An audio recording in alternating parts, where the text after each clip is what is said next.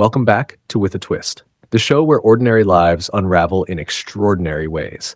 Tonight, I bring you a story about recognition without reason, about seeing someone over and over and realizing they're not just familiar, they might be impossible. We call this one the familiar stranger. It started the way most of these things do. Subtle, a passing glance, a quiet, strange moment you almost convince yourself you imagined. I was at the grocery store, a normal Wednesday, fluorescent lights buzzing overhead, a half-empty basket in my hand. And then I saw them. Not clearly at first. They were down the aisle, leaning forward, inspecting a can of something, their back mostly turned. But there was something about their posture. The tilt of the head, the shape of their shoulder blades, it caught me. I stared a moment too long. They turned slightly, and I swear they glanced at me. Not a casual glance, not a stranger's polite acknowledgement.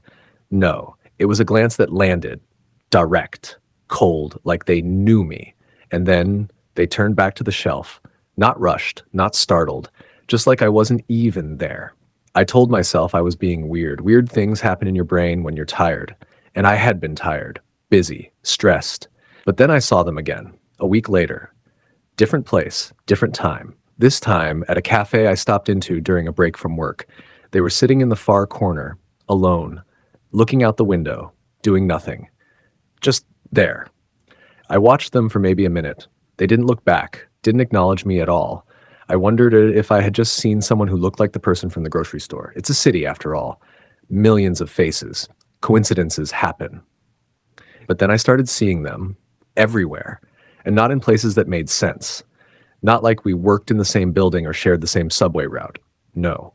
Once I took a spontaneous weekend trip out of state just to get out, clear my head, and on a hike, miles into the woods, I saw them, standing on a hill across the ravine, not moving, not hiking, just watching the trees sway, and when I squinted through the branches, they turned. And again, that same glance, straight at me, as if they were waiting for me to find them. This is when things started to crack. I tried to track the details, where I saw them, what they were doing, what they were wearing. And that's when I noticed something that should have stood out sooner. They were always wearing the same outfit, not identical clothing by chance. The exact same thing. Dark green windbreaker, faded jeans, scuffed white sneakers. Always. No variation, not even on the day it snowed.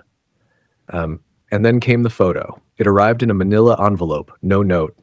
Postmarked from my aunt, someone I hadn't heard from in over a decade. Inside was an old family photo album she'd found after cleaning out a shed. I flipped through, smiling at the past, me at birthday parties, me in costumes, me at my 5th Christmas.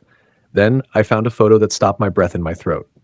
Me, maybe 6 years old, standing in the backyard of our old house, one hand holding a juice box. The other held them. They stood just behind me. Same windbreaker, same jeans, same damn shoes. Smiling directly at the camera, not a wide smile, but that same tiny, knowing one I'd seen across cafes, streets, forests. I turned the photo over in my mother's handwriting, me and my imaginary friend.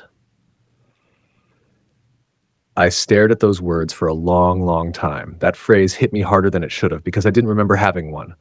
I'd never thought I had. No stories, no drawings, no names whispered at bedtime. Nothing, but there they were, in a photo. Clear, solid, real.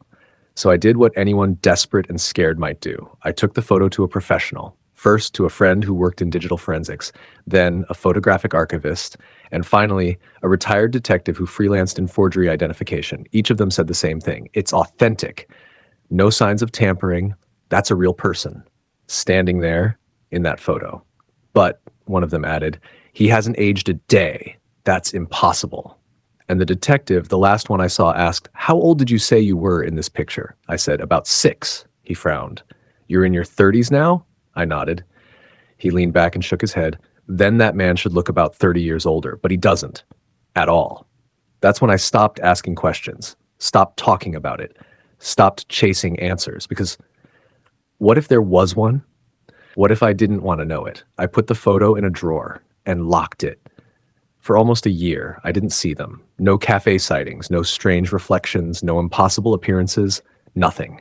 And I thought maybe, just maybe, it was over. Until the night of my cousin's funeral. We were gathered at a small memorial chapel. Candlelight flickering off stained glass windows, family murmuring in hushed tones, the weight of grief thick in the air.